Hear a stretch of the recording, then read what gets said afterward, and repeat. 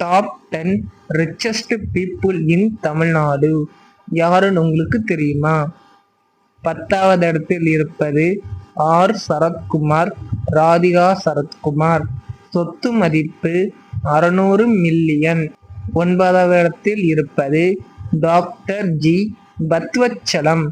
சொத்து மதிப்பு 750 மில்லியன். 8வது இடத்தில் இருப்பது டி எஸ் கல்யாணராமன். சொத்து மதிப்பு 850 மில்லியன். 7வது இடத்தில் இருப்பது எம் ராமசாமி. சொத்து மதிப்பு 950 மில்லியன்.